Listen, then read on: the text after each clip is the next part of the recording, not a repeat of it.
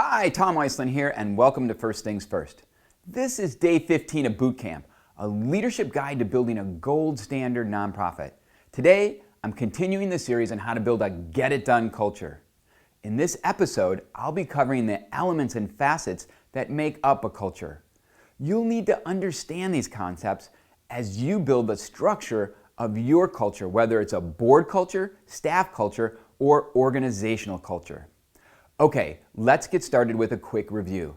Do you remember what the definition of culture is? If you recall, culture is the outward expression of how and why a nonprofit operates. Or, if you're talking about board culture, culture is the outward expression of how and why a board operates. If you're talking about staff culture, culture is the outward expression of how and why a staff operates. Culture is an abstract concept, like happiness and beauty. This is why it's often easy to spot, but difficult to define. For example, we all know what it's like to walk into a toxic work environment or into a boardroom filled with disengaged board members. You can see that the culture is unhealthy. People's faces are long, their brows are furrowed, and they smirk instead of smile. Conversations can be short, rude, and contentious. And in some cases, you can sense that people are worried, fearful, and stressed out. Unfortunately, this is the cultural reality of many nonprofits, but it's far from the ideal culture we imagine when we think of culture at a nonprofit, right? In simplest terms, culture answers the fundamental questions: what does it mean to be part of your organization?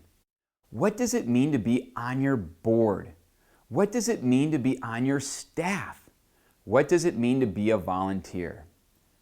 See, your mission tells people what you do.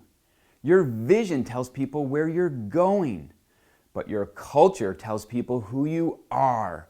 It tells people what you stand for. It tells people what you believe. This is important to understand because if you don't know collectively who you are, what you stand for, or what you believe, how can you effectively fulfill your mission?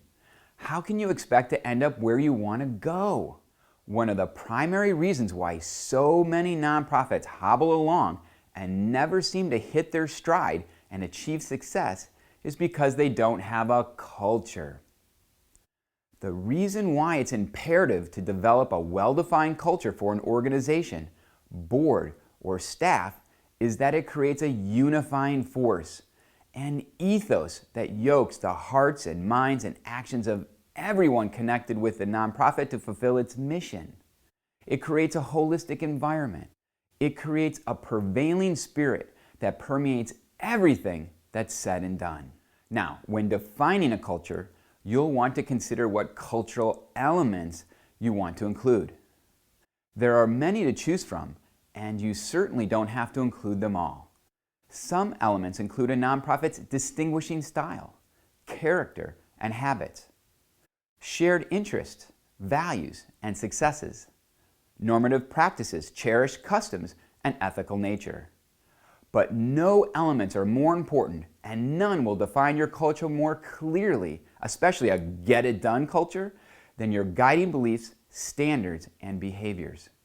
If you build your organizational or board culture around just these three elements, guiding beliefs, standards, and behaviors, you'll be in great shape. All right, once you've decided on the types of elements you would like to include in the makeup of your culture, you'll want to come up with the specific, descriptive terms and phrases that help you define your culture. These are called cultural facets. To come up with these terms and phrases, you'll want to host a brainstorming session. The purpose of this session is to discuss what type of culture you would like to have, and then come up with words and phrases that symbolize it. If you want to build a get-it-done board culture, and you should, here are a few words you can use to symbolize it. Imagine building a board culture, an ethos, that strives for excellence to get work done, makes things happen, raises money, has tremendous impact, and has fun in the process. And there's more. Imagine a board culture that thrives on teamwork, accountability, honest communication, and provides a safe and empowering work environment. Isn't this the type of board culture we all want? Isn't this the type of prevailing ethos we'd all like to have in our boardrooms? I'm sure you and your team could come up with many words and phrases to describe your get-it-done culture. Take action and get your board members into a room and brainstorm what type of culture the board would like to have, and then find words to symbolize it. Remember, when building a board culture, the fundamental question you need to answer is, what does it mean to be part of this board? What guiding beliefs should we follow? What standards should we uphold? What behaviors should we model?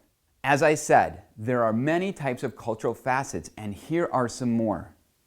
Is it important for your culture to be organized and professional? Do you want your culture to be rooted in authenticity? You could list dozens of cultural facets in your effort to define a culture, but let me give you a huge tip. You'll be most successful by spending time to determine which facets best define the essence of the type of culture you'd like to have. Again, think essence, think ethos. After whittling your facets down to the essence of what your culture represents, you can then move forward and write a culture statement. A culture statement is nothing more than a 2 or 3 sentence narrative of the cultural elements and facets you defined. Take a few seconds to read this one.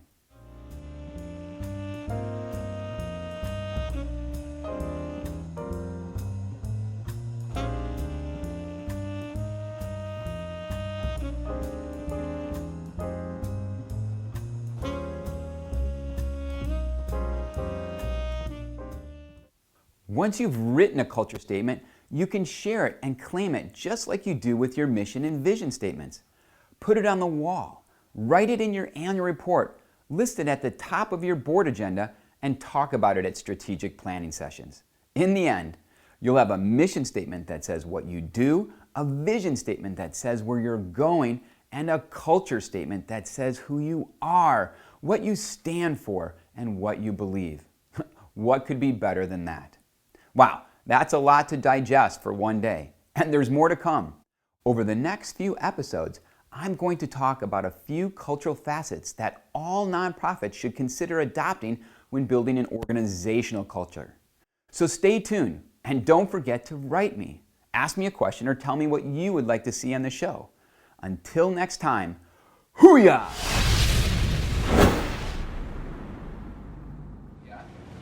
Brush the tables. Brush the tables. Nice. That'd be good. All right. Go for it. Oh my God. You want funny thing? Do Hey. All right, now that's what you need done. This one, All right. to be famous, you need to do something. I gotta start somewhere, right?